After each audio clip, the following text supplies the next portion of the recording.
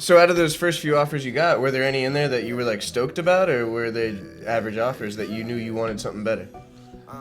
I believe they were average offers, and I knew I could get something better. But it was still early in the game, so you had like a whole nother season. I had 2 seasons. Yeah, right. I had a whole nother 2 seasons, so I wound up with 32. Yeah. And it's just 32 offers? Yeah. Shit. So Where'd you end up going? NC State. Yeah, Okay. which is huge. Rather flip a boat, nigga. I still serve a zip. I remember. Hey guys, welcome back to the Millennial Mentality Podcast. I'm your host, Nick Agnelli, here with my co-host, Peter Price. And our guest today is Shawn Boone. What's up, my guys? What's up? Have you ever been on the mic before? Yeah, this is my second podcast. It's interesting to be behind a mic and camera, man, right? It's a different vibe. It's very different. Yeah. So Shawn and I knew each other. We played football back together in high school for William T. Dwyer High School. And he graduated class of 2014. I was class of 2013. So when I was a senior, he was a junior. And Shawn was a part of a group of guys that were so skillful and that you knew was going to... It was simply a whether of, are these guys serious about it? Because the talent's there. The raw talent is there. Are they going to put in the effort to go to the next stage? And what are they going to do after that?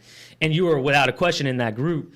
And it's so cool to be able to look back 10 years now and think, you know, it's always, I talk to Pete about it all the time, but you graduate with people and now we're all adults, so you kind of see where they're doing. And, you know, like this one's married, this one's a teacher, this one, you know. It's really cool to look back at that in retrospect and see like what people are succeeding and what people are not, based off of the guide we had in high school to base that off of. So, Shawn, I want to talk to you first about, you know, your senior year, you know, your adolescence into football, and then, you know, talk about the end of high school and what that meant to you. Yeah, really, so I started playing ball when I was 7. Okay. 7 or 8. I believe it was 8. So I started playing at Lake Lotto. I kind of got I wouldn't say a love for football, but the curiosity to play football based off like watching, you know, ESPN, watching, you know, a lot of the Ed Reed, Sean Taylor's, Troy Palmer. I was like, I want to, you know, then you go outside and try to, you know, mock it, be at the Boys and Girls Club and playing toss them up, bust them up. So now it's like, oh, shoot, I have to go do this for real. So my parents signed me up at 8. I didn't want to play. Yeah. I wanted to quit. Really? The first day of hitting, this guy by the name of Sean Russell. I don't know where he is today, but... Shout out Sean Russell. Yeah. So he was a heavy hitter back then. Yeah, well, I mean, he was... I was 8. I don't know if he was 9, 10. Bro, there were some older lighters. There were them older lighters in Pop Warner who you like, are they paying someone off, bro? Like, Buddy's too big. So he was like rocked up. Like, rocked up. Everything. And I wasn't rocked up. So, Oklahoma? First, so it's teach tackling. Yeah. Okay. So we doing teach tackling, and he actually hits me the first day of pass. I was like, I cried. I'm out. I cried. I was on the ground crying for 30 minutes. What's teach tackling? What was that supposed to be? Like head to the side. Yeah, head to the side. You don't go to the ground? Yeah, you don't go to the ground. But he ain't let up. It was no teach. He was trying to spear something. Yeah. So he was, I think that was his second year. Yeah. It was my first year. So I guess, I don't know if it was the rookie thing or what. Yeah. But he hit me. I thought my rib my rib was out. Like I had the pad with the padding on, everything. Yeah. So I thought my rib was out. And I was just like, fuck, man, this is it. I'm on the ground crying. Sports Center line is fuck. So I'm on the ground crying for like 30 minutes. My mom come out there. My coach, his name is Coach Marvin. He comes there. My mom like, baby, you don't have to play if you don't want to. Everything. So I'm crying. And then were you piss crying like fuck off me? You know, no, I wasn't. No, I was. I was hurt. It's over. I don't want to play this. Yeah. And so Coach Marvin was like, you know, it's all right. It's just the first hit. And then my dad comes over. Boy, you better get up. I paid $120 for you to play, so you gonna play. So, and you also know he's gonna get roasted too because his boy. You imagine your son first time getting hit starts crying. He's like, fuck, man, I can't go to poker this Friday, you know? Like, so he said, no, fuck this. Pick your ass up. So he told me, he said, you gonna get your butt up and you gonna play. Yeah. I paid $120. I paid $120. Yeah. $120, you gonna play. Yeah. So I got up, got back in line. Ever since then, it was pretty much all she wrote. Yeah. That's so funny. Sean never forgot about that 120. Yeah. So that. That's so funny, after man. that, so now. When did you realize that football could be something for you in your life? It was like, so every level. I mean, obviously, you know, in Pop Warner, you Yeah. play. I played guard. I Yeah, played DN and tight end. Yeah. And you really just out there playing, Yeah, having yeah. fun with it. Yep. Well, then you get to, you know, a good physique Yep. and people see your talent. And then I started playing running back Yeah. and started going crazy. And so I was like, okay, Yeah. you know, then it was Reggie Bush. So Yeah, I'm yeah. home. I'm home on NCAA. I got the gray gloves. Yeah. Gray and black. So you got the gray gloves. So I'm creating my players. So it was always something. Yeah. It was just like I would try to imitate what I do on the game. Yep.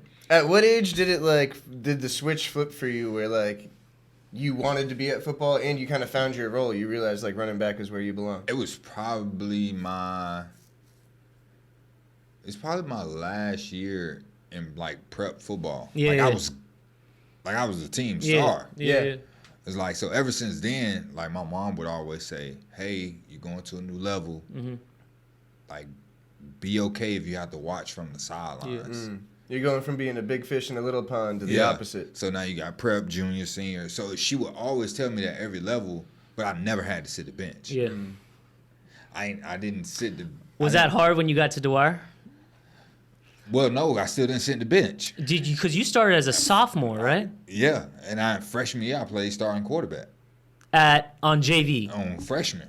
Okay, I see what you're saying. All Yeah. right, yeah. Whatever level you were at the time, you Yeah. thrived. Yeah. Right. It was. Did that ever like blow your head up a little bit? Did you have an ego or anything in high school? Nah, I was pretty humble. Like Yeah. I wasn't. Sean wasn't boastful. one of the louder ones. Like Yeah. he was a crackback cornerback, but like he kind of like let his he would say under the breast shit. You know what I'm saying? Yeah. Like, yeah. Like he'd crack you and then be like, "Little pussy," you know. He's not gonna be like in your face talking Yeah. shit. You know. Nah, That's the best kind, to be Yeah, you honest. just gonna feel it Yeah. through my play. Yeah. Yeah, that's Like how it Clint should was be. like I'm gonna put it in your face. Yeah. And laugh down the sideline as I'm scoring. You know. Shout out Clint. We'd be up 42-0, and he'd be like, "Little bitch," you know, and jump down the side. Yeah. So it was just one of those where it's just like it was like every level she would Yeah. tell me that, Yeah. but I would never have to do it. Yeah. So now you get to, you know, freshman year. Well, now I'm a quarterback. Now I'm coming up to varsity, watching Jacoby, Nick. That year we lost to Armwood in that playoff stretch. That was my first time on freshman. I remember looking up to them, bro. They literally look like NFL stars, dude. Like they looked so old and They like, were grown ass They men. were dude. grown When I was ass They a was man. kid- 100% grown. Nick O'Leary was a grown man when he was like 15 years old, Yeah, bro. dude, it was crazy. I didn't get it. And like my freshman year was Matt Elam and all those boys. Yeah. So it was like, dude, you walk into the summer weightlifting room and there these grown ass men would be walking around. I'm like, Yeah. dude, I can't bench like 95 pounds. Fuck you, me. I never forget when my first day in the weight room. It was their senior year Yeah. with Keith B, Yeah, Kurt, all of them. Yeah. Come in the weight room. It Yeah. was my freshman year. So I come in the weight room. So I sit down on the box. Yeah. And Keith B and Kurt come up to me. You don't sit down in my weight room. Yeah. I was like, Yeah. oh, okay. I was like, all right, I see what kind of culture this is. Don't piss himself. Don't piss them off. Yeah. But it's cool. Like I hang around them now. Yeah. Like, Yeah, man. I talk to Kerr. I spend time with Matt. Dude, they were really good leaders. They Jacoby were, just came to my birthday party. Yeah. It was all love even back then. You know, they Yeah. weren't saying that shit to bully you. It was all Yeah. love. They were just trying to push you. Get you ready for the Correct. next level. Because once we hit our senior year. Yeah. Like long story short, I get to my senior year. Well, now the standard has been set from freshman year to Right. now. Our team, we constantly win. Yeah. So, well, guess what we got to do? We got to carry the same culture. Keep Obviously, that legacy going. Yeah, Yeah. we had 13 Yeah. was that year Yeah, where yeah. it was just, Rude. it was, yeah, Yeah. very rude. So it was a lot of different moving Yeah. pieces. So then the last year we just like, no, we can't fall short again. Yeah. And then won the state championship. And then we won the state championship. That's fucking sick. Now, shout out to Jack Daniels. I hope this gets to you some way because you've changed and affected so many lives. I'm gonna send it to him. We talked about it on the last episode, but like what these coaches and the time they put as a grown ass adult now looking back at it, the amount of time and effort they put into these sports, but ultimately the kids, that's their why, is amazing. Yeah.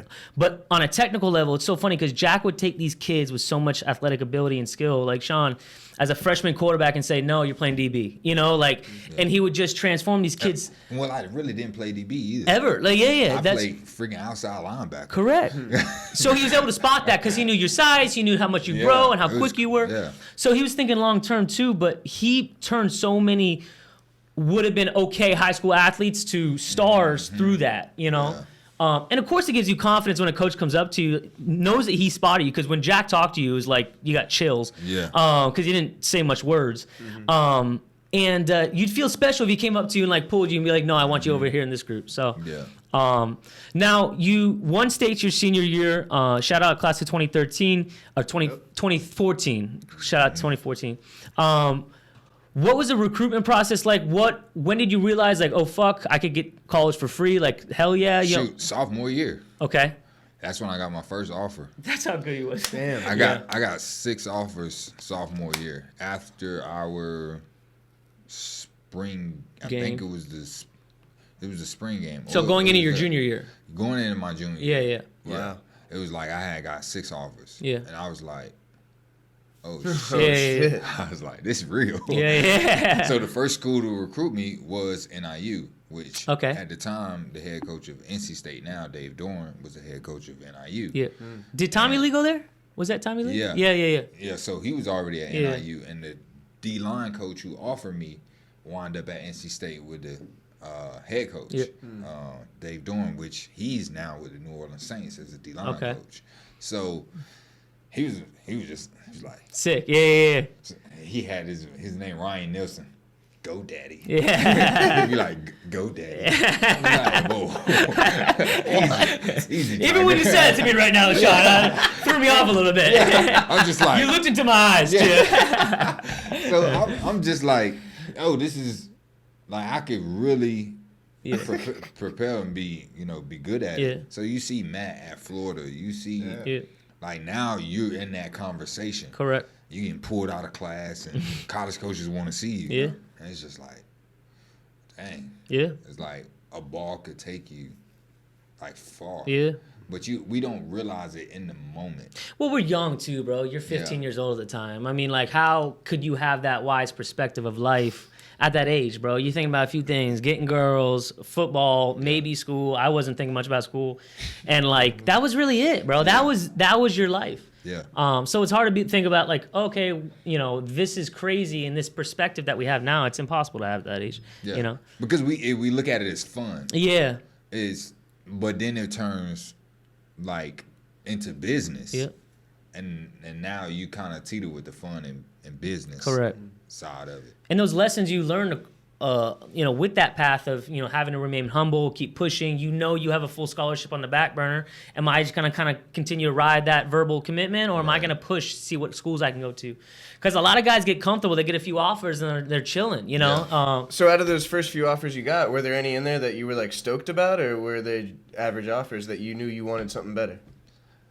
I believe they were average offers, and I knew I could get something better. But it was still early in the game, so you had like a whole another season. I had 2 seasons. Yeah, right. I had a whole another 2 seasons, so I wound up with 32. Yeah. And it's just 32 offers? Yeah. Shit. So where'd you end up going? NC State. Yeah, Okay. which is huge. But also, too, you got to think, like, the coaches have seen so many players go through the program. They have a guide for, like, if he's doing this at sophomore year, he's going to go to this, right? So he's getting those offers, and he probably had, like, Reggie Stanley or someone with him be like, bro, that's nothing, just chill, and that's the guidance that Dwyer had, And is it standard for someone to be getting offers at their sophomore year, for them to even be, like, making a decision at that time in their life, or would you wait till, like, senior year pretty much to decide anyway? Yeah, 100%. Yeah. You're going to wait, Yeah, right? we'll wait till 100%. senior Might year. as well. But it's so fucking crazy because not a lot of people ever get offers in their sophomore year because they're not playing on their sophomore anyone's year. radar. That's Yeah. So you're absolutely right though. Like, you had to have this grand perspective, and then when you picked NC State. Why did you go that route? Well, first I was going to Penn State. You had a verbal commit to Penn State? Yeah, I was going. Okay. I went on a visit. You like that visit? Yeah. So that was a great visit. Well, that's the thing. NC State was my worst visit. Mm-hmm. Really? Arkansas was my best visit. You went to Arkansas too? Yeah. Okay. Maryland was in the middle of the road visit. Huh. And then Penn State was just like, Ridiculous. yeah, it was just like. Did you feel like a god there? 100,000 people? Yeah. But, you know, they played Nebraska. It was freezing cold, snowing. Yes, yeah. I'm telling my parents, I'm like, yeah, I don't like the snow, but I want to come here. It's just something about the atmosphere. The culture there. Well, bro. really what got me, and We'll bleep it out. Tim Jackson. Okay. Right? So I just mentioned him earlier. Yeah. Tim Jackson. So Tim, it was probably 2 weeks before maybe. Yeah. I was supposed to go to the Michigan Penn State game. That would have probably signed the deal for you. It was 107. It was like 110,000 people Yeah. there. And I chose to go to a party in town. Oh shit. And Tim was like, "Bro, you're tripping." It's like, and the game on, so I'm earning my clothes, and I'm seeing the game like, What did I just do? yeah, what am I doing here right now? I'm choosing a party over a visit. Like they were gonna fly you out and everything. Oh yeah, Yeah. Like I could have went that week. 'Cause Yeah. it was a home game. You would have been on the field and everything. Yeah. Oh my gosh. And so I'm just like, Yeah. I'm looking at the TV, earning my clothes, like, dang, Tim right.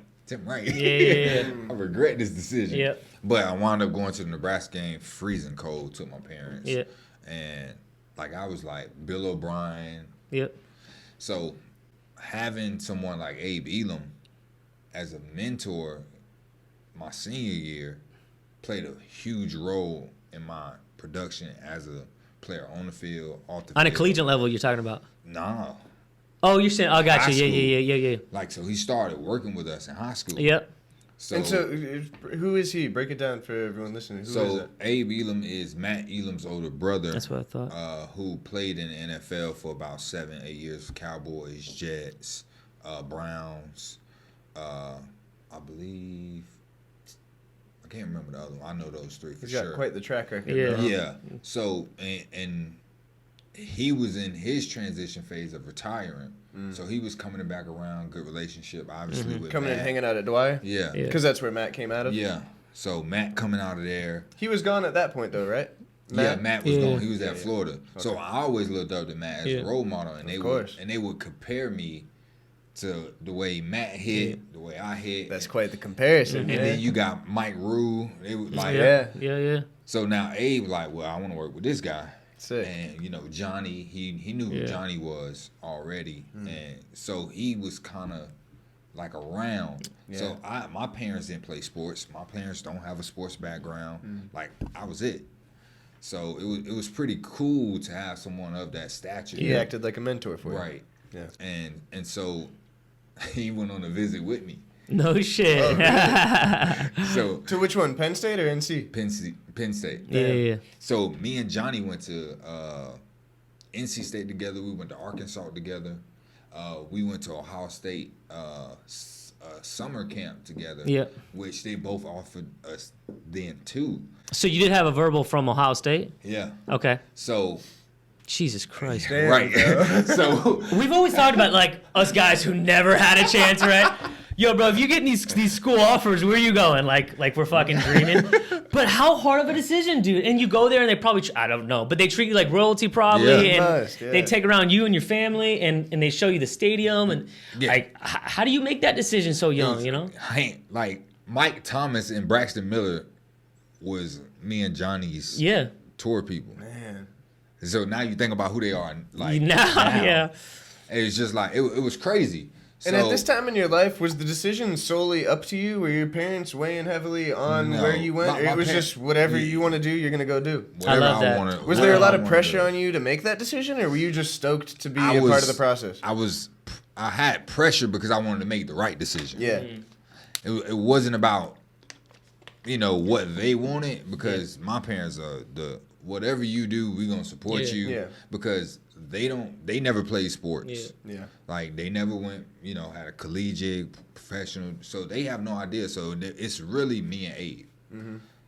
Whatever, how we make the best decision, we mapping it out. The depth chart. We looking at how many position they're offering. So he had me breaking everything down. Looking at the bigger picture. Yeah. And what are you basing that decision off of? How likely you are to go to the next level after that? Or, what's the how likely criteria? I am to play. Yeah. Oh, okay. Yeah. How likely you are to play on But does team? that factor into too? Because you look at I'll say Alabama, right? And those guys coming in their freshman year, unless you are just ridiculous redshirt freshman, you're not going to be playing. But you know that you're paying your dues because Alabama, I think, has the most first round picks every year that come out of that school. Right. So when weighing out your options, was it listen, I'd rather play behind these guys at Ohio State that are walking me around and learn from them or would I rather go to, I'm not going to say smaller school, but a school competitive enough where I could start my freshman year? What do those two options feel like? Yeah, it was more so, it's the Ohio State decision is could I have gone to Ohio State? 100% I could have went to Ohio State. But then it was I had a thought of, let Johnny go do his thing there. It's but a lot of people was looking at us like package deals. Yeah. Right. It's we get him, we can get him too. Correct. Yeah. But I was, having Abe, it was more so I can go play right away. Yeah. Not start, but I can be on special teams Correct. and make an impact there, and then play myself into a starting role. So that's what he instilled my thought process on. Yeah. So that's what I was, making my decision based off of. So, Having a little more time on the field was more of a benefit than being at the school with the most clout. Yeah, Right. get the most reps you can. Yeah. Now looking back at that, is that a regretful decision at all? I won't say it was a regret. I won't say it's a regret because I did have a good career. Yeah. Would you make the same decision if you got to do it over again? Ooh, that's tough. The reason it's tough. Your NC State people are watching right now, man. Your boys are watching. So that's the thing. If it was out of selfish desires of obviously wanting to win a national championship and doing all that stuff. Didn't Ohio State win a national championship? Exactly, my freshman year. Oh, okay. Damn. Yeah. So, then they go to the Cotton Bowl. Well, you go hang out with Johnny. He's wearing that fat ring. Oh, I just threw it on this morning. I forgot about it. So you know you are, Johnny. Yeah. So, and it's crazy. I just came from Arizona with him Yeah. not too long ago. Signed off him this paper to get married. Okay. Damn. So, Shout out Johnny, man. Shout out my boy, man. So it's just one of those where it's but then it's I wouldn't have made the relationships and built the connections I have with the brothers I have at NC State. Yeah. So that's why I say that's more of the bigger thing. It's I had a great career. Yeah. I had a pretty good career. But the relationships that I molded and created was really, really I still talk to these guys. Yeah. No matter, some of them making a lot of money now. Yeah. It's we still talk we still in It's a fraternity. It's a simple way of putting it to people who never. I mean, I was lucky enough. I never played at a collegiate level, but Dwyer High School's locker room was. We had a lot of collegiate level coaches. I'll say that. So they treat it like that. But being in a locker room and going to battle with guys like that is something you can't really describe to a third party because it's something so unreal, and you have this connection to guys. And what I loved about Dwyer, and I say this all the time, was it brought people together that would have never have been brought together. Yeah. You had the affluent white kids from Palm Beach Gardens. You had the kids from West Palm that just have lived a hard life and upbringing. Yeah. And you have this mesh of these worlds, and it was really cool to see that kind of come together. Because all the fuck you really give about is your teammate and winning, Yeah. So, but to that point, do you find that more guys, when you look at, did you go to the NFL Combine? No, I didn't go to the Combine. Okay. I had a pro day. And the farthest I got was rookie minicamp. So I actually stepped on the NFL field. Yeah. I actually got to be in the locker room, put on the helmet, put on the jersey, spend 3 days You done there. tasted it. That's cool. I tasted it. Yeah. And so it was in the moment, it's Was it surreal? I wanted, yeah. But it was no, this is not it. Mm-hmm. It's but you don't know that's going to be it. Why Was that a gut why feeling? was it not it? Why was it not it? Yeah. Well, because Did you know in that moment when you were in the locker room that wasn't it? in my head, it's like, no, okay, I'm gonna make this team. Yeah. They're gonna bring me back and put me on a training camp contract, or whatever the next step is. Yeah. Like, I'm gonna be in training camp. Yeah. Right. And then the next step after that is, going on a practice squad or a 53-man roster. Just being able to be there. To participate. Yeah. Be in the game. Bare Yeah, minimum yeah, level yeah. though. Yeah. So it's like, shoot, I only got to taste it. Where it's like I didn't get to fully go after it or pursue it. So that's always the heartbreak of it, because it's like you're so close. Yeah. And now you don't, it's not your decision. It's somebody else's decision Yeah. now. It ain't like you picking schools and anything like that. No, they are picking you. Yeah. Now, does that type of when you think of that and that experience, did it give you anxiety, or was it like Shawn waking up at 4 a.m. every morning saying, "Fuck this, I'm gonna make the team"? Like, how was that relationship with that process? A little bit of both. Yeah. But it was like, I'm gonna do whatever I have to do to showcase what I need to. Mm-hmm. So it's not, try not to make it a debate. Yeah. Like we're gonna bring him back. Yeah. So that's the owner can control what I could control. Yeah. The last question I'll talk about high school and college was the jump harder from the level of skill from high school to college, or college to the professional level? For my short extent in the pros, it's a lot faster. Okay.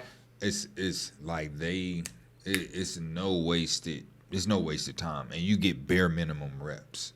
You probably get 1 or 2 reps. Really? And you gotta perform. You got to perform. Yeah. So luckily, I was in a rookie minicamp. I was a starter along with another guy who they brought in the 3rd round. So it was obviously I could do it. Yeah. Yeah. He's a 3rd round pick. Ain't much difference between us. Correct. But since I didn't have a lot of Yeah. reps there, it's hard for me to gauge it. So from high school to college, it was more so. Now it's more mental than physical.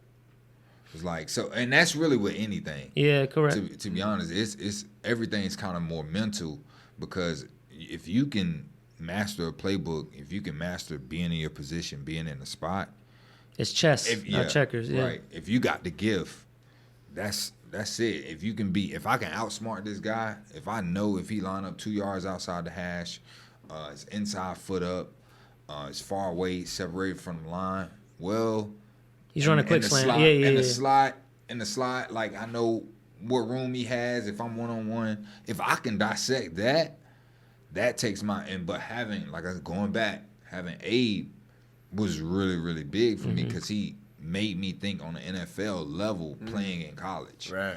But it took me time to understand that throughout college, because I had to make mistakes. Yeah. Because I blew it up on special teams. Yeah. But then now sophomore year, I'm kind of getting into a starting role. I'm playing.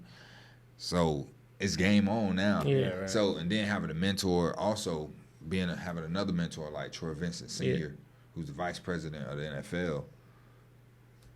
Me and his son's best friends. Yeah. So he was there at the same time. That's awesome. So I'm The spending. vice president of the NFL? Yeah. You were his son's best friend? Is that what Yeah. you said? You Sure, couldn't Vincent. at like Christmas be like, yo, you ain't gonna throw me on the roster somewhere, but That's quite a That relationship. that is to quite a have. relationship. So, I'm spending a lot of time. He played 15 years in the league for the Eagles. He was a 1st round draft pick to the Dolphins. Okay. So, I'm spending a lot of time with him, and we would have rides home after freshman year after dudes getting toasted. Yeah. And me and Troy Jr., we just on special teams. Yeah. So he would be like, wait y'all turn. Get prepared, get ready, because you don't want them bullets flying with your name on it. Yeah. And I was like, all right, I'm gonna dominate. I'm gonna dominate the special team. Yeah. And when my time comes up, and going back to what I said earlier with my mom, every level is gonna happen. You might have to sit the bench, and that time actually came. Yeah. My freshman year, where I was sitting the bench, but I was playing, but I wasn't the big fish anymore. And I think it's a great parallel to life too, because as an adult you look back at it and there's these periods of these lives where you're living an okay, content life, you're making enough money, you're in an okay relationship, you have this relationship spiritually that's just okay, whatever it is. But there's so much more to be pursued, right? So you could have been a freshman in college at a collegiate level, and it would have been acceptable to be like, yo, I'm riding the bench or on special teams in practice. You know, I'm going to pay my dues, but longer down the road. Yeah. Or you could say, no, fuck that. Right now I'm pushing the pedal and seeing how far I could take this right now. And I find a lot of people get content in that, all right, I'm a freshman at a collegiate level, I'm just going to chill in life. And they let things just kind of be okay for a while, and then they sit back after that while and they're like, oh my God, I have not done anything in a year. I have not made any strides in a year, hit any goals in a year. So audit yourself consistently to be like, am I pushing the boundaries of what I can in life? Because that's what's going to lead to self-respect and happiness. and I mean, it's just like referencing to this book, Winning, by Tim Grover. His book, Relentless, where it talk about being a cloners, closer, cleaner, closers, and what's the third one? Cleaners, closers, and I know exactly what you're talking about. It's another C. It's another C. I can't think of it right now. But where he talk about that, it's just like a lot of the books I started to read because of the industry I got into, because of the people the person I met that kind of helped me shift my perspective. Got me reading Rich Dad Poor Dad. Got me reading a lot of the different things where it's just like, yo, it's so much more to life than just those white lines. Correct. But the hardest transition for a lot of athletes, and even myself, because I still work through it today, is like, well, I spent 17, 18 years of my life doing this one thing. I don't know anything else. So to learn anything else is starting all over again. Correct. Being a baby of life. It's like I'm crawling again to become a big fish. Correct. Right. Again, in whatever industry I desire to be in. Yeah. And so taking those principles, taking everything we learned in football, applying it to business or, work, whatever you do, because I didn't get a job. Yeah. I hopped straight into entrepreneurship. So it was more so like, all right. How about all 3 times through like high school and college when you were playing sports? Were you working a job at that time too, or you were a full-time athlete? Full-time athlete. Okay. I had one job. Where? Admiral's Cove. So shit. You remember where they used to get us the little jobs? Yeah. Coach D used to get us the little jobs. Well, me and Tim had a job. No shit. And we got fired in 3 weeks. So I wouldn't consider that. Yeah. What were you doing at Admiral's Cove? Bus boy. Okay. Yeah. Why'd you get fired? I would take cookies and sit in I was like, bro, it's 12-hour shifts is ridiculous. You go back to the freezer. I got a cookie in his I'm mouth. getting the cookies off the top. Yeah. I'm going to the bathroom. I didn't know they had a camera in there. I'm in there eating the cookies. So the job, I'm like, I don't think a job for me because it's 12 hours on my feet. Did they catch you in the act of eating the cookies? No. Okay. They called us on our day off. Oh, okay. They fired us on our day off. That was a smart That's move, good. probably. Yeah, that's nice and easy. I could have seen Tim kind of losing his shit at the moment. They actually called him and tell him to tell you. me. Oh, nice. We They were let you down fired. easy. Yeah, they ain't called me. Oh my God, that's so funny, That man. is funny, man. Now, and to the last point, I think about the transition to like NFL or football your whole life and then what to do after. I think also people don't understand it.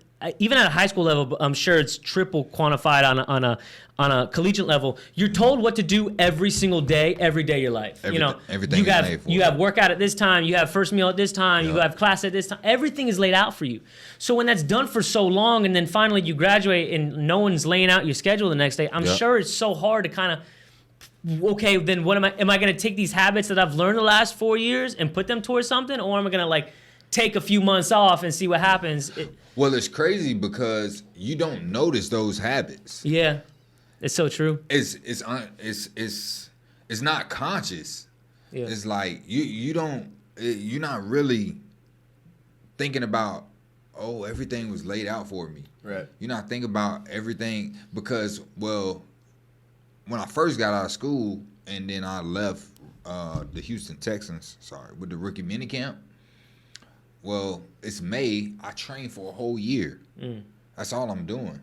I'm not going to get a job because I'm like, the NFL dream has to, like, it's the only thing I know. I don't know what else to do. So on a personal level, as an athlete like this, right, you're pursuing a professional career in football.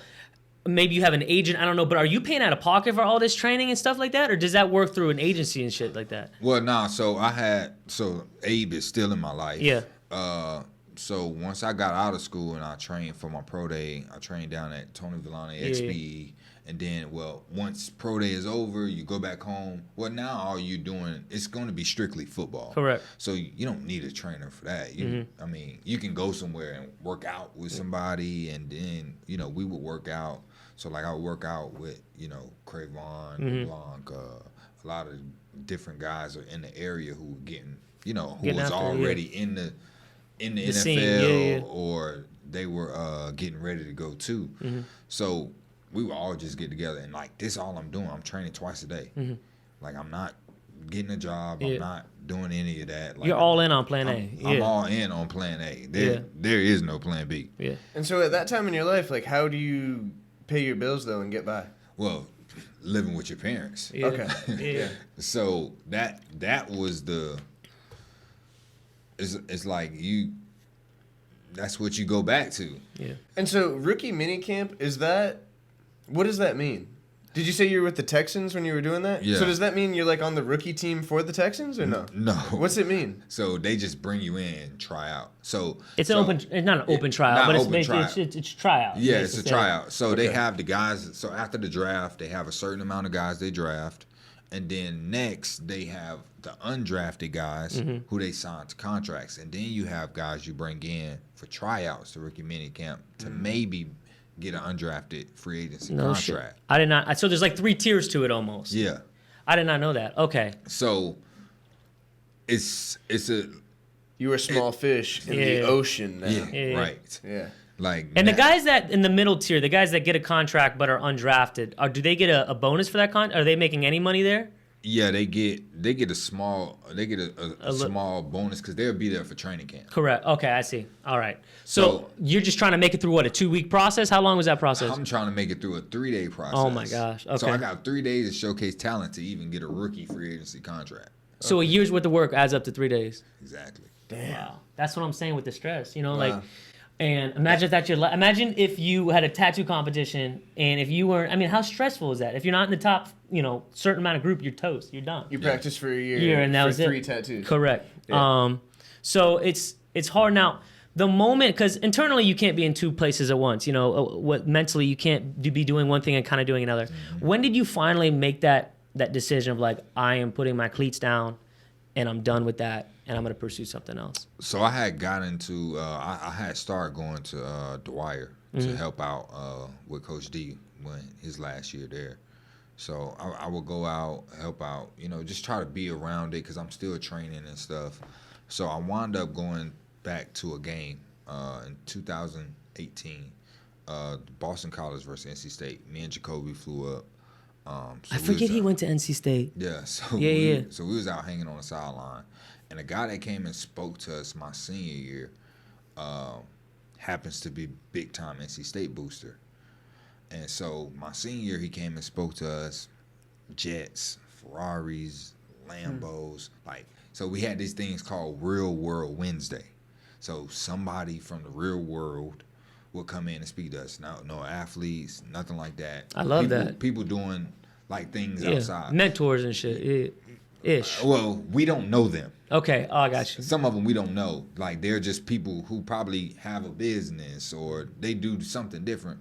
But majority of the time in our head, we more so Did you listen to it, or was it kind of like? No. Yeah. All I seen when he came in the room, I seen Jets, Ferraris, Lambos, all the guns he owned. Yeah.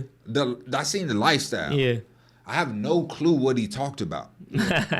Because I was stuck on that. So I'm sitting next to my boy Bradley Chubb, who's played for the Denver Broncos. And me and him looking at each other like, bro, this is the type of lifestyle we need to have. Like, we need to have this lifestyle. It's the goal, yeah. Yeah, this the goal. Like, we're going to get to the league. And, you know, obviously he's in the league. Everybody to my left was in the league. Is in the league. They all in the league now. Me and the guy to my right, he was my roommate. Me and him, he's a coach. You picked the wrong seat that day. he's a coach now. So I'm the only one in entrepreneurship. Yeah. So this guy, I go back to the game with Jacoby. Yeah. We on the sideline, and then he comes up to me, like I remember his face. He comes up to me and he say, "Hey, Boone, Kobe, can I take a picture with y'all?" So I remember, like, this is this guy. Like, he fanboying us. Like, so he take a picture with us, and we hang out on the sideline, and he was like, "Hey, Boone, what you doing now that you're not with the Houston Texans?" So I find that weird first. That he knew. Yeah. And so we hit it off, and he was telling me his story and telling me a little bit about his wife and kind of what he did. And he was like, "Hey, if you're trying to make money, I'm your guy." And just walked off. Just like that? If you're trying to make money, I'm your guy? Yeah, if you're trying to make money, I'm your guy. That's a good pitch. That's it. No. But I'm going to start saying that to people before I leave. Like, if you're trying to make money, I'm your guy. Yeah. Sounds like a drug dealer almost. I'm ready. Yeah, that's good. So, like, remember, like, this guy, I know he's got money. Yeah. He got a jet. Yeah. Right. You got to have some type of money. Something. Yeah. So, Jacoby, like, get his number. I'm like, for what? I want this league money. I don't care what he's talking about. I want to go to the NFL. He was like, "Look, I'm telling you, get his number." I'm like, all right. I still didn't get his number. I waited 2 weeks. I hit him up on Twitter. It's like a chick you're trying to That's good, yeah. play hard to get a little bit. I waited 2 weeks. I hit him up. I said, "Hey, I thought about our conversation on the sideline. I'm open to hearing what you're talking about." So he's like, "All right, meet me where my jet land. I'm coming down November 1st. It's just a subtle flex. I like this guy when he flexes. Yeah, subtle flex. So, how old are you at this time? Yeah. What? 21, 22? Okay. Maybe going on 22. So so I get to, so now I had got in a car accident September 25th, 2018. What was the extent of that? A cop flew out of Benjamin. Oh, no shit. And You were hit coming out me. the back exit of the The back exit. So they was coming out of entrance, supposedly going to a robbery. So I won my case. Okay. Oh, yeah. So that happened. I was like a 2 Were you billion injured, or things. like how bad was it for you? I had a scar. My eyebrow was like over here. Yeah. And they stitched it back up. You got whacked by a cop, though? Yeah. That's Wow. crazy, kinda. That's a little sketchy, you know? So it was crazy. So now I don't have a car during this time. You're kind of down bad. Yeah. And so I'm like, well, shoot, this dude telling me I gotta meet him at his jet. How I'm gonna get there? So I took Uber? So I took Moxie with me. Yeah, okay. Oh, my God, Yeah, that's a bro. throwback. Yeah. Jonathan Moxie, man. So, and now, you know, he's thriving in the Canadian Football League. Awesome. Good for him, man. You know, so we was all training at the mall. I'm like, bro, like, this dude got a jet. I just need you to take me down there. Were you trying to come with me? So he comes down there with me, and I actually get on the jet. Everything. Like, I'm like, holy shoot. It's a different level. It's just like, you don't see this in everyday life. I've never seen it besides BET or something. Yeah, right. Or an athlete. Yeah. So that changed me. I'm like, whoa, like, what do you do? Yeah. So It's I wound up going to a meeting. Long story short, I'm hearing people make $10,000, like a month. Yeah. Doing what? $17,000 a month. I'm like, what are y'all doing? Travel. Come to find out, financial services. Yeah. Okay. So life insurance, retirement. I'm like, oh. It's like my mom worked at State Farm for 20 years. Okay. You know there's money in this business. No, that's the thing. I didn't know You that. thought there wasn't money in I this thought business. there wasn't money in this Okay. business because I've been in my same place Right. for the longest. And My mom doesn't have a jet or a Lambo. Right. Right. So Now I'm like, well, she did that for 20 years. '08 happened. Things, the world went into shambles. Correct. Yeah. Right? So I remember it just because of, she lost her job. Like, I never, at that young age, you don't know life is changing. Mm-hmm. But because my mom, like, and my dad, everything's still running the same. Correct. But you don't know things behind closed doors, things have changed. Falling apart. Yeah. So that was really like, oh, okay. And like I started to remember, I'm like, well, she worked there for 20 years. Well, her boss is living in Barbados now. And we're still here. Right. So I'm like, how is there these people doing this? Yep. So now this guy becomes a mentor. Yeah. Okay. And he's worth a lot of money. Yeah. And now he's teaching me business and got me reading books. I never read a book a day in my life before I got into the business. Yeah. And What was the first book you read that resonated with you? Rich Dad, Poor Dad. Yeah, that's a really good one. You ever Like- read that? No. It's a good one. That was the first book I read. And then he was an author, so he wrote 4 books. So I read. This dude's done it all. So I read shit. a few of his books, and I'm just like, wow. Like, and they say, one that can't read but don't read might as well be the guy that can't read. Yeah. Damn. Yeah, that's fire. And I was like, oh, whoa. Yeah. That's so They good. call me dumb. Yeah. So it was like, well, all the secrets is in here. Yeah. Yeah. So I was like, well, That's I gotta good, start dude. reading. Yeah. So I love that quote. So Yeah, that's really good. it was, so it's become life changing. And now it's like, well, like you were saying, you go through the months of not doing nothing. I went through a year of training, not worried about what. Now I'm trying to get into the business world.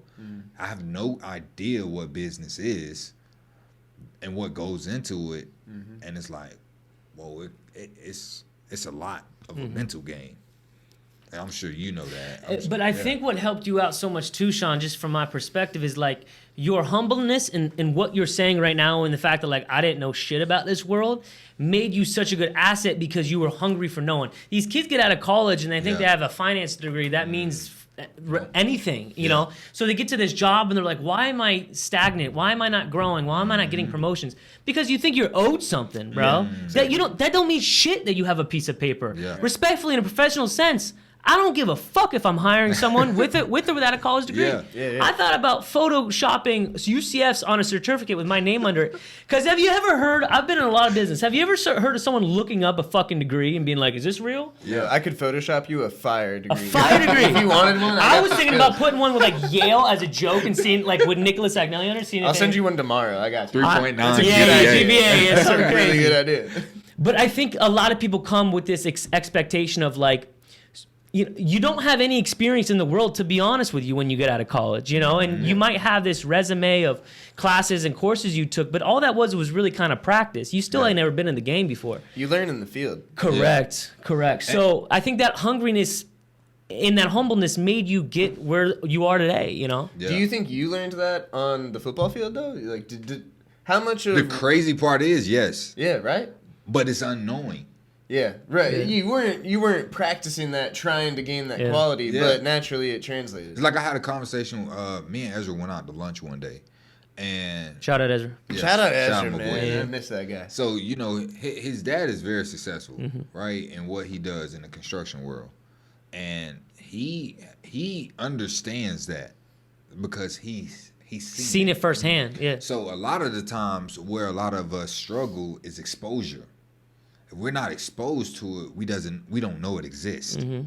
So once we exposed to it, we know it exists, but now it's how can this be me? Yeah, right. Is the next question. It's like what you just said about us going to the boat show this weekend. We went out to the boat show. And we got to visualize and actually see firsthand, like, That yacht I'm writing people down that- about, this is the yacht. I get to smell it, feel it, taste Yeah. it. we've got these goals where we taste it. want boats, we want money, we want all these things, and we were around all these people that have exactly Yeah. what we want, and we're able to literally look at and touch the things that we want for ourselves. Correct. Yeah. And that resonates with you on a different level, where now you can mentally visualize that because you've sat there and you felt it, Yeah. even though it wasn't yours. Yeah. But that changes things for you. I Absolutely. agree. And now it comes with taking action and not worrying so much about how I'm gonna get it. Yeah. Right. And But what's the next step? That's to get the there? weird. That's the Yeah. weird part about like what with what I do is, we worry about the how so much that we go into procrastination. Correct. Yeah, dude, that's so good. Analysis paralysis. That's what it Yeah. is. Yeah. Oh, that's You good. try to break it down so much. What's my next steps? We always say, don't make a problem until it's a fucking problem. Just We just got to do it. Take action. Yeah. And And so now you got listen to guys like Grant Cardone. Yeah. and Yeah. It's just like all having those right, because obviously it's not always, you can't touch a Grant Cardone like his mentorship probably. Sure.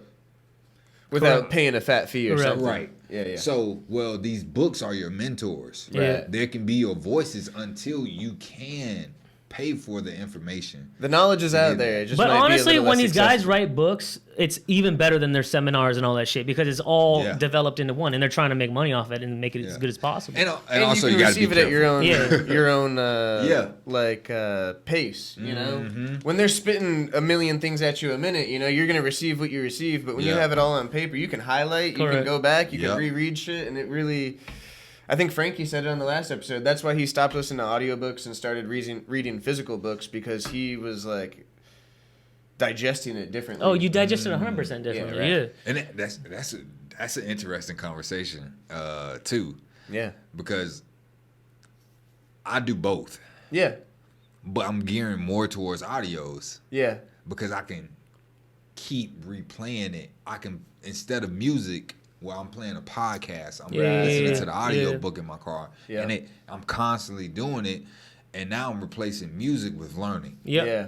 I've done the same thing. In the gym, I don't listen to music anymore. I'm Podcasts. only listening to podcasts. Yeah. And I don't feel any less fired up, to be honest. Yeah. If you're listening to the right podcast, you can get just Yeah. as amped up. Yeah, you know? facts. And yeah. you're feeding your brain good shit. Where I'm still a huge fan of. On my way down here, I sent Nick a song that I'm fucking with right now. Yeah. And he's not saying anything positive in the song, Yeah. but it bangs at the Yeah. same time. Yeah. And I still love that, Right. But I know there's a time and a place for it, and I know what I put into my brain. And literally, when you're listening to music or a podcast, you're putting earbuds in your brain and Right. feeding it directly into your brain. It makes a difference. Yeah. Yeah. I want to talk about the comment you had made about, not seeing it your whole life. So not being exposed to that affected you in a way that you couldn't really imagine yourself in that position. Pete and I, we've had, I think now 4 or 5 African-American guests on, and I like to talk about that race every day with people like us and the right minds, because I feel like that discussion needs to be had more, to be honest. Yeah. Pete and I don't judge anyone. I don't give a shit what race or color or who you like. I don't give a fuck. But I like to have this conversation because not a lot of conversations like this are had. Right. So do you think it's an issue in, say, the community you were raised, or I'll just say, in this case, the African-American community in this local West Palm area, that they don't have that figure sometimes to push them for more?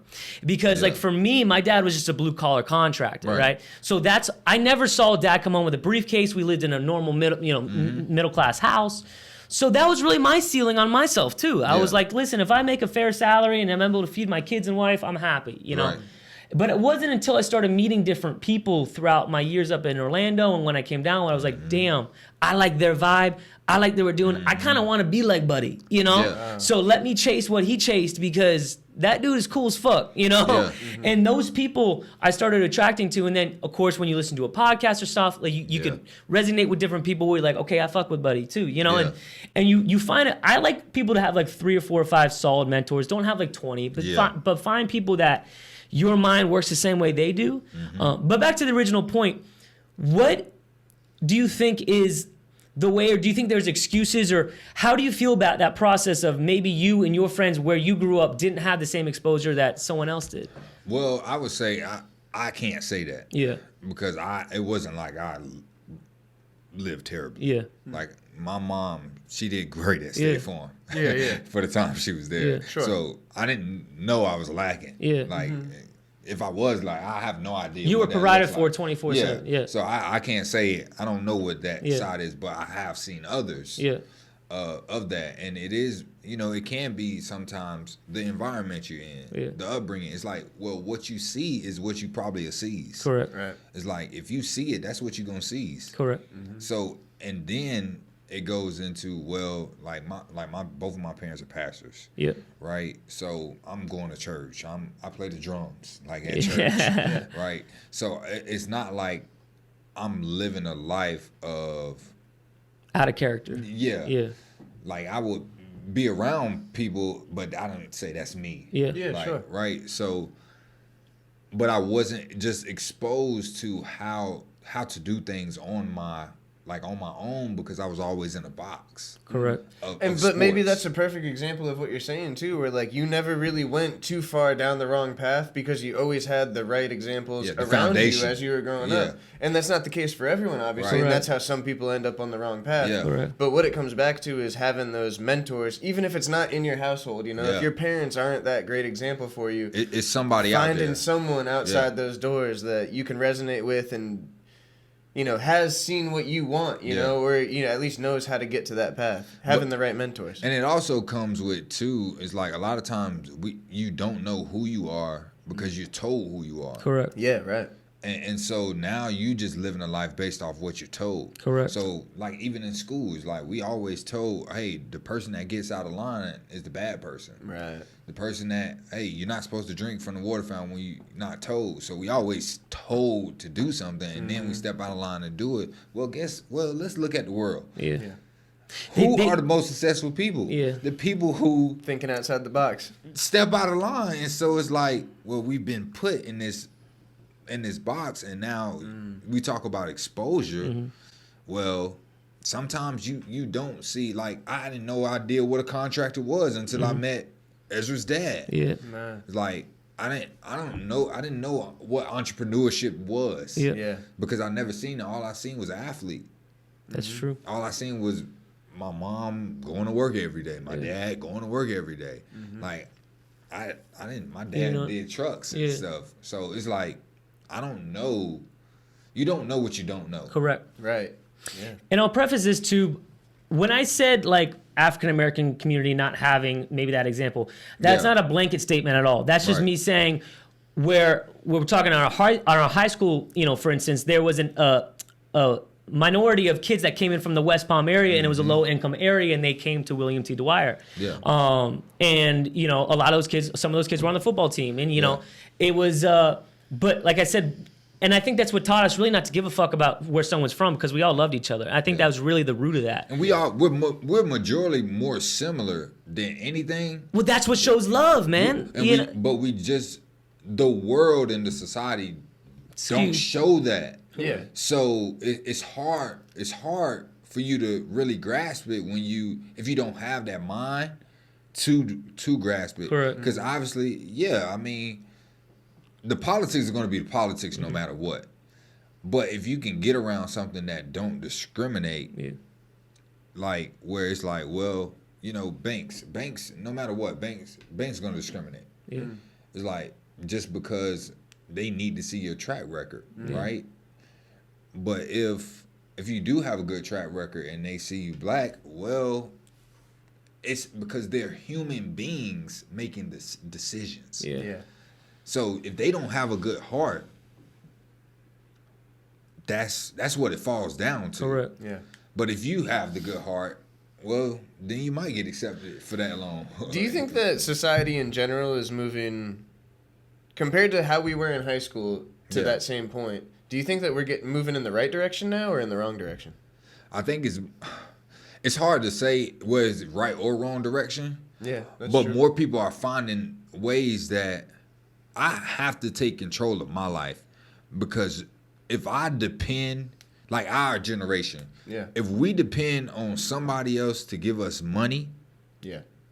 You're done. we're screwed. Yeah, yeah. It's no matter what color color you are. Well, let's keep it real. Well, sometimes you might have a better job, and they're gonna keep you there, and you make $100,000 salary. Correct. Well, that might not be the same for the other person, right? Yeah.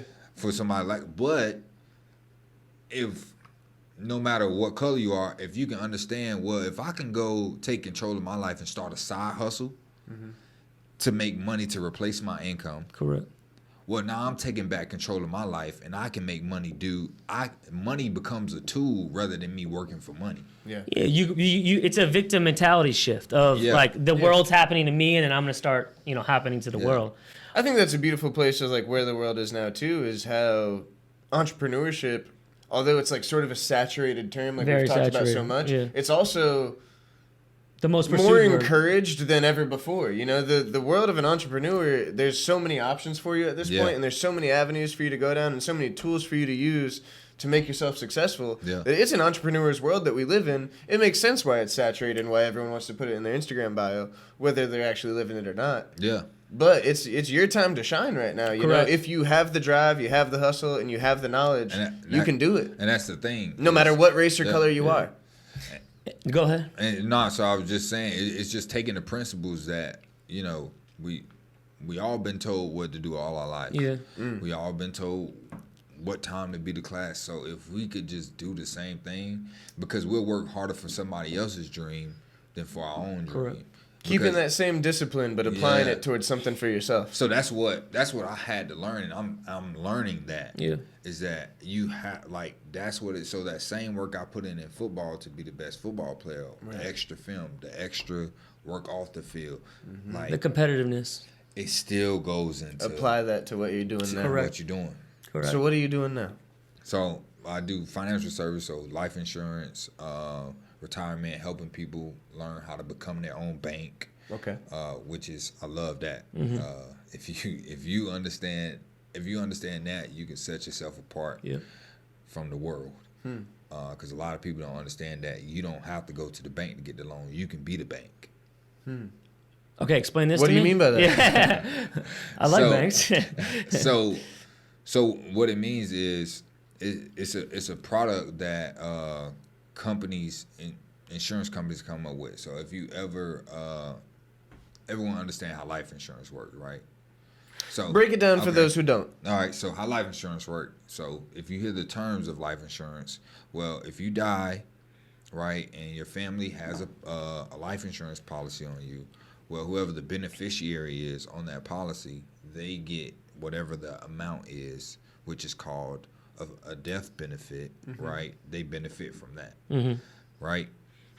So kind of how it has evolved to where, well, back in the day, it was a tool for people to just put their money in as a safe haven. Because it had no interest on it, type thing. It had interest on it, yeah. right? It had interest on it. And Better than like a savings account? better than a savings account. Yeah. Well, a savings account back then, they was earning interest. Yeah. Now it's like nothing, then. right? Back now it's nothing, Yeah, now it's nothing. Yeah. So you see guys like the Ray Krocs, right? The McDonald's. Yeah. McDonald's, right? Walt Disney. Yeah.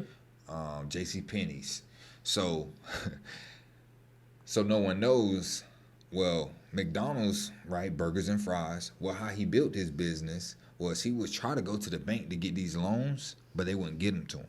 Walt Disney tried to go to the bank to give him loans. They looked at him like he was crazy. It's like, you're not about to build a theme park. Like, we're not going to. I honestly wouldn't have loaned Walt Disney anything either. Yeah, like, probably not. I have this thing called Mickey Mouse. Believe me, Yeah. I'm not on acid. You got to see it. Yeah. So the books I'm referencing is Smart Wealth Secrets They Don't Want You to Know. Okay. Money, Wealth, and Life Insurance, right? So I read those two books and was blown away. Walt Disney was built based off life insurance. He because died. they wouldn't give him a loan at the bank. So what he did was he would put a certain amount of money into the policy. It grows interest, but he would loan against the policy to use to buy things because he built enough money in there. So instead of going to the bank, he built his own bank. So you're telling me that if I get $1 million death certificate. It's not the death benefit. How does Okay. someone do this now? Okay. So what you would have to do is, right, it goes based off age. It goes based off your health. You have to qualify. So a lot of people don't know this exists. Yeah. Right? They don't know it exists. So what happens is it's a certain amount of money you can put into it. So I like to tell, like, my client, I have a few NFL clients, I have a few everyday clients, right? So I say, hey, do you think it's reasonable for you to put away 10% of your income to save for your retirement? Everyone would say yes. Hopefully.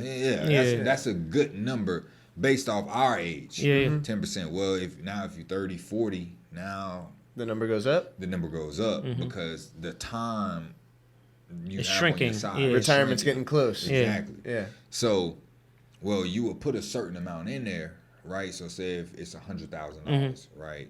Well, take 10% of that, and we will put that away for a year. Break it down into a month. Right. Okay. You will put that. So the structure of these policies grow interest. So it can go all the way up to 13%. Compounding? Right. So if the market, so it's called indexing. So I'm sure, I don't know if you guys heard of indexing. So what indexing means is it's an elevator on it, right? Right. It's an elevator. So instead of you constantly losing money, it's like a safe haven. So if the market ever crash, well, in these structured policies, you don't lose money. You only gain money. What's the backing for that? Is that inflation? What's the backing for it? So the reason for it is because it's a tool that you're able to grow your money completely tax free. Because if you look up the tax code 7702. Because you have a policy with life insurance, they allow you to grow your money tax-free because you're using after-tax dollars and not pre-tax. Yeah, that makes sense. So like a 401k. I got you, yeah. So like a 401k, right? Well, you putting in pre-tax dollars. So guess what happens on the back end when you turn 65? You pay tax on that. You got to pay taxes because you deferred the tax over 30 years. Yeah. And at 59 and a half, you can't touch it. If you do, it's a 10% penalty plus the tax. Well, at 65, well, now it's time. They tell you, hey, you have to take out your money. And you pay no tax on it then? No, you pay tax. You pay tax on it then. Correct. Yeah, for the At 65. But to this point, so you're saying that it's tax free because at what point can you start pulling money out? So it all depends on with these. It's more so maybe 7 to 10 years, I would say. So you could do it early, but for it to grow, it's a long-term play. Oh, okay. It's not. That's what I'm saying. It's not a quick flip. Well, they do have some where they have a structure like that. Yeah. But more so, these are more so a long-term play that you let it compound. So if the market did 10% and the insurance companies, right? They look at insurance like, they get scared of it. But really, this is a way for you to build wealth. Correct. And so if the market stops at 10%, right, they'll credit your money 10%. Oh. I see what you're saying. Wow. So like a 08 happened, right? Well, everybody lost their money in their retirement. Yeah. COVID. Correct. Yeah. Right? Recent. A lot of people lost a ton of money. Yeah, it bounced back. Sure. But, well, now they saying recession could be coming in a year or two. Correct. Again. Yeah. So, well, guess what's going to happen if your money invested totally in the market, if it's your retirement money? Well, you can lose a good majority of it, and now you got to work another 7 to 10 years. It's more of a gamble. Yeah. Yeah. If you on that back end, for us, we got time. Yeah. But it's also like a safe haven having a parachute of a pillow. That's what I call it, the parachute of your portfolio. Now, all your money should go into it. 20-25% of it should go into it. And now, right, you're building a compound interest. So if the market ever crashes, you don't lose a dime. Yeah. When it goes back up, guess what you do? Benefit from that You too. ride the wave back up. It's really the safest way to bet against a recession because any other investment is going to get affected by the weight of the dollar, you know? Yeah. But it's less sexy because it's the long term. It's the long play, yeah. It's not the AMC. I'm gonna buy AMC and just It ain't to watch the moon. the app all the day, right? And sell it at the end of the night. Yeah, Right. it's more so your long term play. But if you fund it, fund it right, God, It'll be sexy when it pays off. it'll be sexy. Yeah. So that's the feel you. dope. So I don't have a 401k. Yeah, me either. Okay. Because You got 401k? I don't know. I was telling you I have something. I don't know what you call it. I'm not sure. Ain't no I'll talk to 401k. Sean after we get off camera and figure out what exactly I have. Yeah. I'm paying every month for something, and I hope A little sketchy, it's something yeah. good. So it's like, well, you're a business owner, right? Yeah. So why don't you have one? I'm thrown off, Sean. I don't know what to say. I didn't think I was gonna die. See, this is my irresponsible way of thinking, Sean. I hear life insurance policy. What do I think? Well, no, When am I going to die? I'm Wait, no. sniped I'm not talking tomorrow. about life insurance. I'm talking about the 401k. That's retirement, right? I'll say it this way. I'm a sprinter, not long distance. You know what I'm He saying? thinks he's going to be rich, so he doesn't need it. I'm like, if I have money right now, I'm doubling down on either reinvesting in my business or I'm the short term fastball. He's the AMC guy. The AMC. No, I'm not the AMC guy, but I'm like I believe in what I'm doing so much. Yeah. I get that I don't need the backup plan. I get that $5 million in a savings when I'm 65 is dope. Yeah. But I'm trying to have $5 million in my bank account in like 10 years. You Yeah, know, 100%. so That's a great goal, but why not both? So, That's Let's a good let question. Sean. Let's let Sean rebuttal. Are you in together? I mean, I feel him. I You feel getting him. kickback on this? so I'm gonna break it to you down like this. Most business owners don't have a 401k, Yeah. but they provide a 401k to their people. Okay. The reason they don't have a 401k is why should I give the government my money for 30 years to lock it up so they can benefit from it on the back end? Okay. I see what you're And is saying. that the way it works? Yeah. So like I was Because saying, business owners know tax is the best because they get fucked by taxes. That's how they know.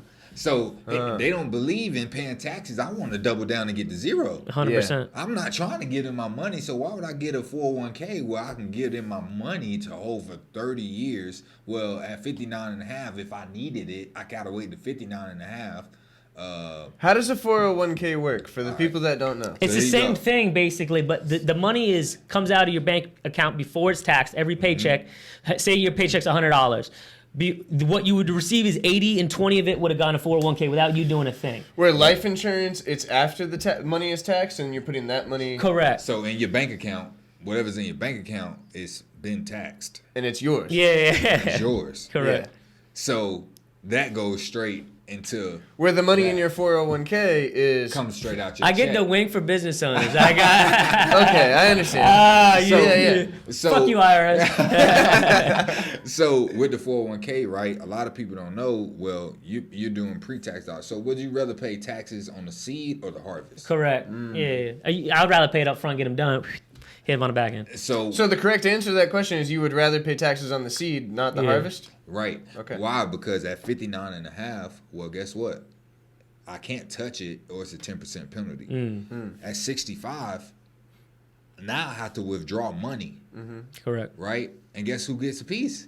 The government. Why? Because they You ain't can't. pay for it. You ain't pay him yet. You waited 30 years to pay him. So if you have a nest egg of a million, well, You're giving How them much are they taking? oh God. 15. Well, so let's take federal taxes, Social Security. city taxes, Okay. Social Security, not including the 17 hidden annual fees they have, Okay. the management fees over 30 years. Is this So let's DoorDash? just- What is this? So let's just say 40 to 50, maybe 40% Yeah.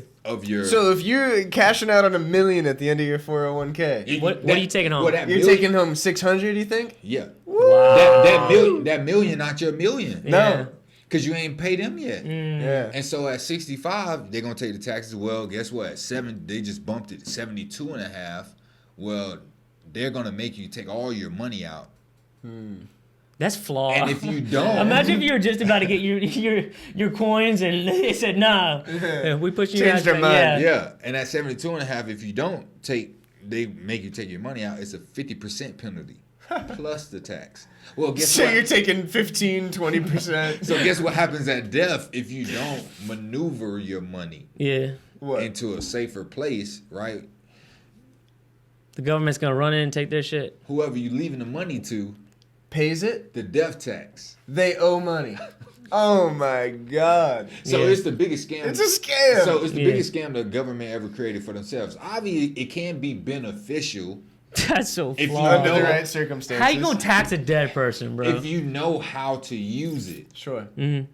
But I'm not a big fan of giving them. More money than they should take. I Hell, mean, fucking no. I do my due diligence for what they need. You ever If meet the someone that says IRS I like watching. paying taxes? Yeah. Fucking get away, run, because that shit's either lying or not true. I like to see my tax dollars at work. Fuck you mean? Nah, I like. I mean, I don't see them on the road. Yeah. Yeah. I guess that's where it's Yeah. going. For Well, real. it's funny because not to get into politics, but it's funny because a lot of people's politics change real fucking fast when they realize how much money the government's taking, Yeah. and they're like, "Oh fuck, wait, time out." Yeah. So, anywho, I wanted to play a game. All right. Oh, You yeah. like music, Sean? Let's do it. Okay. Who's your favorite rapper? Young Thug. Okay. Oh, okay. Who was your favorite rapper in high school? Ooh, that would be. I was listening to a lot of Lil Wayne, Meek Mill, Lil Wayne, Meek Mill was on fire in high school. Hot Boys. Carter 3. What was that? Is it Carter 3, right? That's not Meek Mill. It was- That's No, what- no, Lil Wayne. It was- Yeah, it was- yeah. Lil Wayne was hot. Dreams and Nightmares came out Dreams in and Nightmares 2012. was Yeah. a little Drake. Drake was. Drake just has coming always in. been on fire. Was there our any whole life. mumble rappers when we were in high school? Thug was on fire in high school too, though. Yeah, he was doing Thug, fine. Yeah, so Thug was kind of. I didn't really know Thug until my senior year. Yeah. Until it was what's the song? Pass Me the Hookah. Yeah. Oh man. Yeah. That's fucking think- hilarious. I know that song. Yeah. So I'm 1 year behind you. I guess that does make sense perfectly chronologically. I Yeah. think I know a person you guys are both missing. Gucci? Oh, he's yeah. a staple. You know? Yeah. That's- yeah. Okay, so I'm gonna read a lyric. It's like Jeopardy. You two are playing, and the first one who taps his hand and gives me an answer wins. You We're read playing, the lyric. We're guessing the artist or the I'm- song. the artist. The artist. Okay. Yeah. Oh boy. I'm kind of gonna. Get my game If face time is money, I am an hour past paid.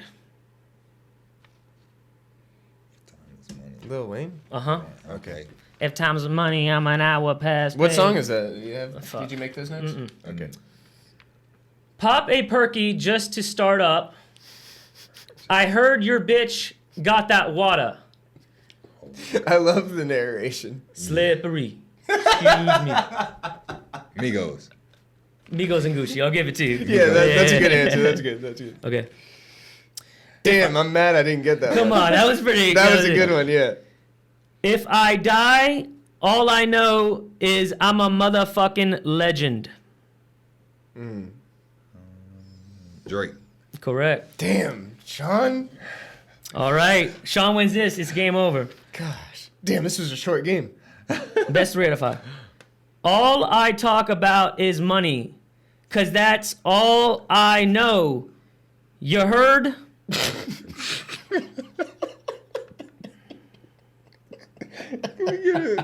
Can we get a substitute? All I talk about is money. Cause that's all I know. You heard? Can you give me the state that this rapper lives in? All right. I'll give you one more sentence from this. Okay. Okay. I got a bad bitch in my Chevy. Damn. Wiz Khalifa? No. Oh, you guys don't know this? Come on. It's not ringing any All right, bells. this one's gonna be dismissed. We'll go to the last one. I got a bad bitch in my Chevy.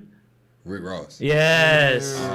Come on. If maybe It's if a you said it in sleeper. that That's a voice. sleeper. Yeah. Boy, that gives it away. I don't listen to. I just now started listening to a lot of Rick Ross. Last one.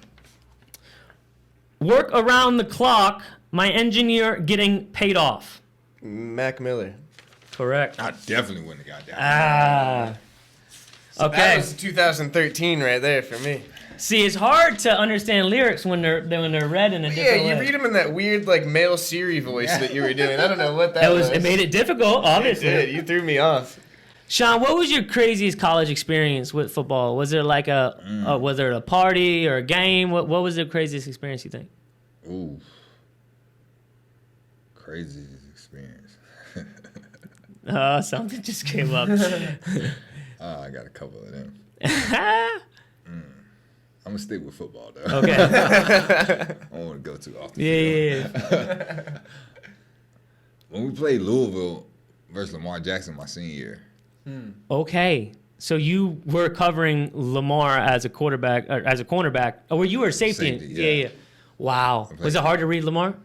Yeah, but that game we had the number, so we won. No shit. Yeah. Damn. So that was coming off his, I think that was his Heisman season the year before, and so like we had, like chose top 5. I hold D-line top 4 rounds.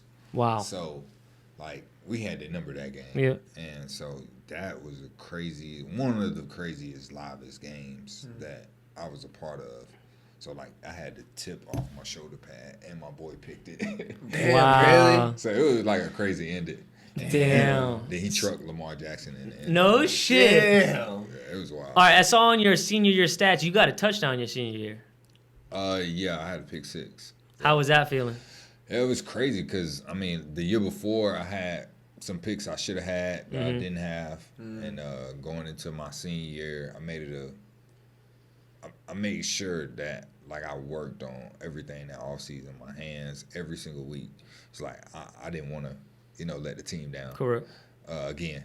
And so I just focused on it, put my focus on it. And so I shoot and wound up had like 3 or 4 picks my senior year. Hell so. yeah. And then the 6th one off a screen pass. Oh, those are the best, man. Did you do a touchdown dance? No, I didn't. Oh, come on, Humble man. Shawn, bro. Yeah, Humble it- Shawn. No. It was almost like act like you've been there before. But No. Yeah. No. Like You handed off real gentle to the ref, and you. when I think about it, I was like, man, I should have done something. We was up. Like, crazy. If you were to do a touchdown dance today, what would it be? Oh, definitely the gritty. Yeah. Boy, I wish I could show you me gritty. Looks like a 2-step with someone really fucked up. Well, Looks shit, like he man. just stubbed his toe. Yeah. Real bad. Oh my gosh, dude. Crazy.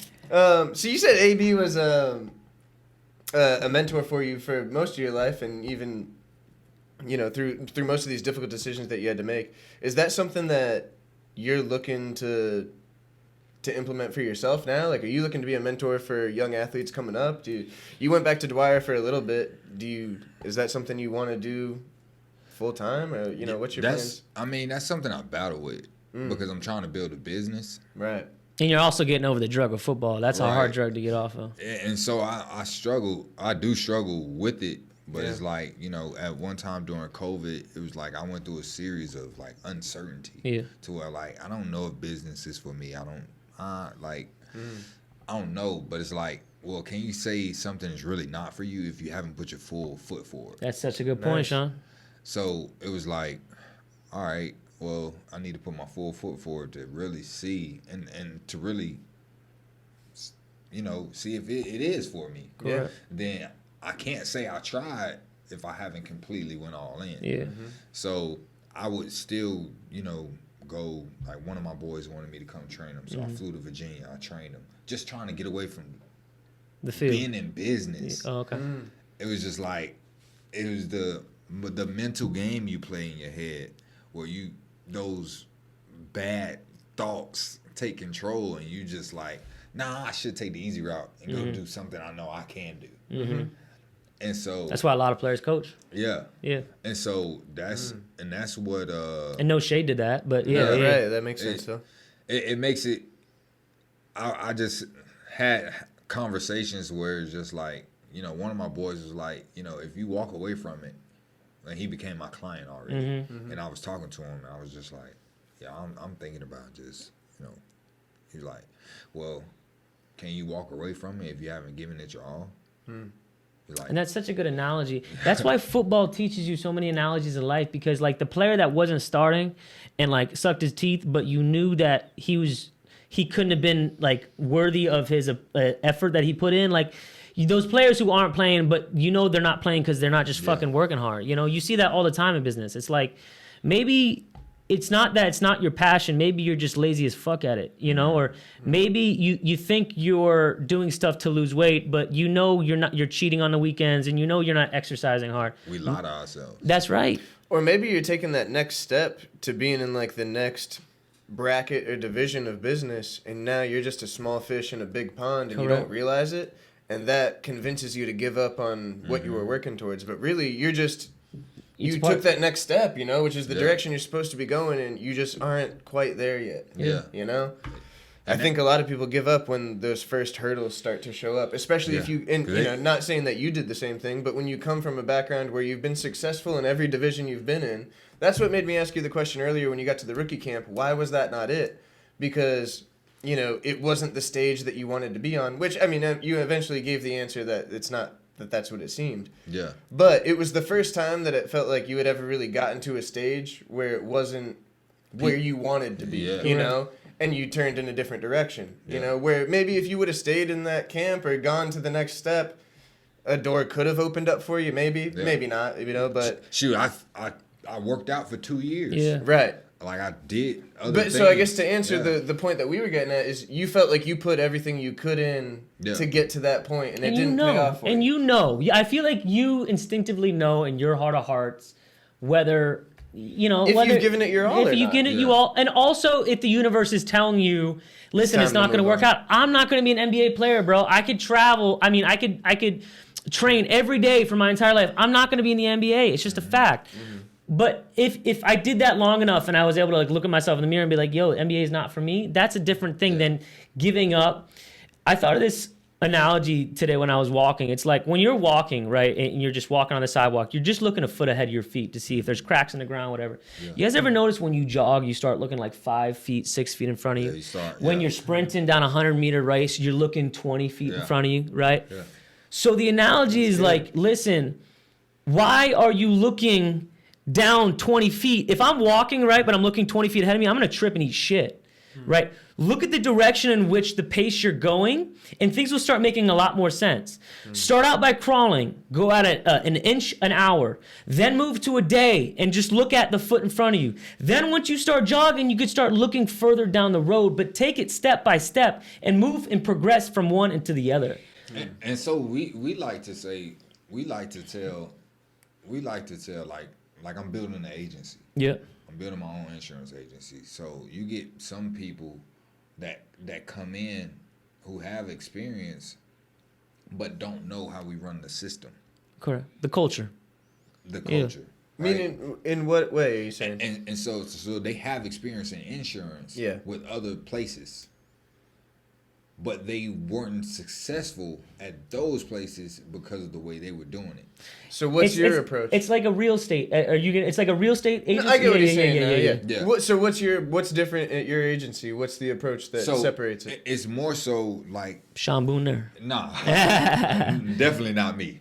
It is more so getting them around the environment and the association of the people because you're not the juice. Correct. It's the other people. It's like, so when I bring someone to my agency, I'm not trying to be the expert. Yeah. Even though I've made money, no, I want to get you around the people who's done more than me. Because the show's not about me, it's about we. It's like it's the a team. culture. A team player. It's a team. So a lot of the times the first thing I do is I want to know, what do you want in life? Like talking to a client or a person that wants to work for you. Yeah, want to work in it. Like, what are you looking for? Like, oh, I have a job and I want to be in my job. I'm working. I'm making $4,000 a month, right? Okay. Well, how much would it take for you to make on the side as a side hustle to leave your job? Well, if I can get $3,000 to $3,500 or even match my $4,000, I will leave. Okay, great. Well, this is how we do it. Now, what I need you to do is pick a day that you can go all out. Because you don't have to do this all the time. It's a side hustle. You can do this 1 or 2 days a week and make that if you put the full effort in. So this is the plan. This is how we do it. Now it's on you to stick to it. So if you don't stick to it, guess what? It's on you. The level of your activity, your expectations can be here, but your activity can be here. So either you're gonna rise and fall to the level of your expectations, or you just gonna. Your expectations are gonna match. You your have to set the standard. Yeah. So that's what we try to do. Yeah. But we tell them, go all in. Like, jump in. Don't be afraid to fail. Yeah. Because if you try to think step by step and be, I need to learn this, I need to learn this, I need to learn this, you're never going to get started. Yeah. And what is that first step? Usually cold calls and whatnot? I really don't, like, it depends on where they come from. Mm-hmm. Yeah. If they have people to talk to, Right. let's practice there. Start there. With your network. Yeah, with your yeah. network and get who you comfortable with. Yeah. But if you don't have nobody to talk to, well, you can't make money without talking to nobody Correct. in business. It might be cold calls, but hopefully you have the personality to be able to do that. Right. Yeah. Or really, it's not even a personality, but you can trick yourself into just, like, I have to put in the act. Let the numbers be the numbers. Yeah. Because it's just like with contracting, right? If you get enough contracts, all of them might not stick. Yeah. Mm-hmm. If you get 10 of them, maybe 4 or 5 of them not stick. But those 2 to 3 can be your big hits. Correct. Correct. So it's that's what I noticed. Like, life is basic human psychology and 5th grade math. 100%. Damn. I didn't freaking, like, I was blown away. I was watching this guy by the name of Myron Golden, and I was like, well, if you want to make $1,000, well, either you can sell a product to 10 people for $100. Or just sell one person for 1,000 or 2 people for 500. You're right. I was like, Yeah. I was like, so it's like high ticket offers, low ticket offers, and medium, like stuff like that. I was just like, why don't we learn this stuff? Yeah. So what are the characteristics that you look for in a person that ends up becoming a good agent? Are you willing to do what it, like, are you What it willing to do takes. what it takes? Persistence, It's like, discipline. well, can you do it if I'm not here? Yeah. Yeah. But the thing is, if you're building your own agency, you have to be the person that they can duplicate. Yeah. But then you have some people who don't even care if you duplicate because they have that. They've got it going on their own. They got that go-getter. So why make your own agency? What made you do that? Well, that's a part of the, well, so like in our, like the company I work for it's like a marketing, Franchise almost? It's like a marketing company. Yeah. Okay. So an insurance marketing company, right? So what we do, or organization. So you can build your own business under the umbrella because he's created the resources and all the multi-billion, trillion-dollar insurance companies. He already made the partnerships. So all we have to do is come in and plug and play with the system. And now all you really have to do, well, if you want to build an agency, you can. Yeah. Some people just like, I'm good, want to make money for myself. And they just work under the umbrella. Yeah, and they just use the resources and make their own money. Correct. But the thing is, They're giving part of their cut to the agency guy. well, no, it's not even that. The thing is, if you get sick, You're not making money. so why not build a business Where you've got a team. where you have a team? And now if you was to get sick, guess what? You have people on your team that's still gonna do it without you. They're still eating, Yeah. and you're still eating also. Hell yeah. So it's like, shoot, you look at Apple, it don't matter who's in there, that thing gonna run. Correct. Correct. You look at Walmart, Yeah. that thing gonna run. Steve Jobs died and Yeah. Apple continued to grow. Yeah. So it's like even with your business, Yeah. right? People create other companies outside of the multiple Yeah. contracting, That right? makes sense. Why? Because it still runs. Yeah. If I'm here or not. That's true. But you have to work till it gets to that point, though, too. You know, some Exactly, people yeah. think they hot. Is there something proprietary that you think you bring to the table that you're trying to develop within your team that separates you from other insurance agencies? Really, it's the thing of the people I'm doing it with. Like, it's not like the CEO of the company who's an NC State booster. He talks to the lowest level person, no matter who team you're on. Because it's a ton of us building our own business, right? But he still helps whoever's willing to be helped. Correct. So it's not like You got to be coachable. Yeah, it ain't, as long as you coachable, teachable, ready, willing, and able. Let's do it. Yeah. But if you're not, then it's gonna be a tough slate. Yeah. I think, and again, I'll keep going back to it. There's so many lessons and things you learn from sports and things growing up, but so many of it you could attribute to life today. Continue to go, practice, then you get to play. I mean, there's so many things that go into it, but that persistence and that hard work is something that's transferable to the adult world. And that's why I think a lot of athletes, if they want to, they have a huge advantage in the real world. You just got to put those practices into play. Yeah. Because those characteristics that you just said are all characteristics that make a good athlete. Being coachable, being hardworking, ready to learn. Literally the breakdown of a good athlete, if you put that to life, you're a great business, great person, good at relationships.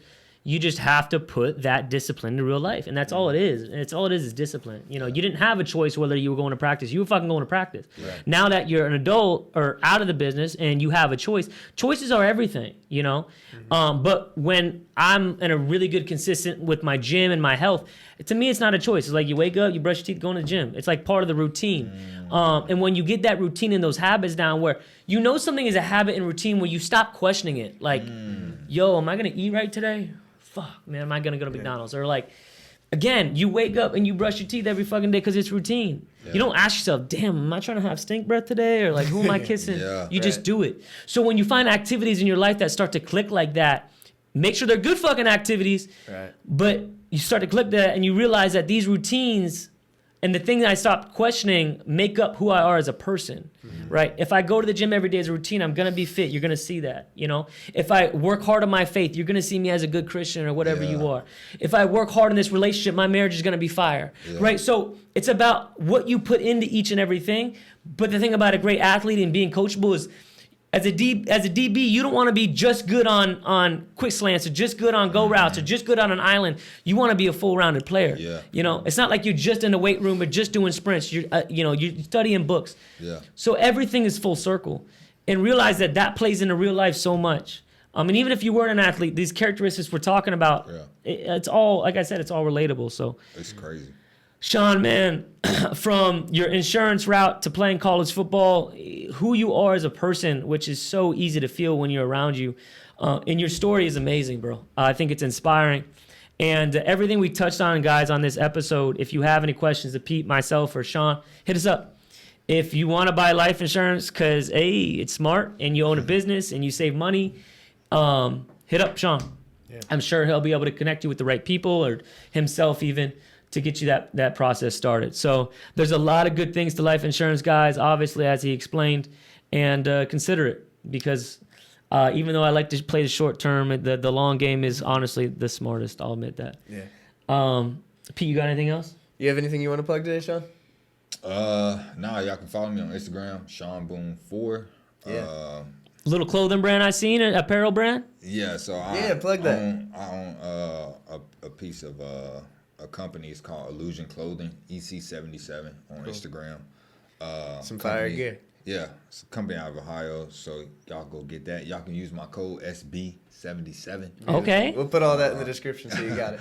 And then if you want to reach out to me as far as getting either started into the business or even potentially looking at getting life insurance, learning how it works, you can hit me up on Instagram. I would get my number out, but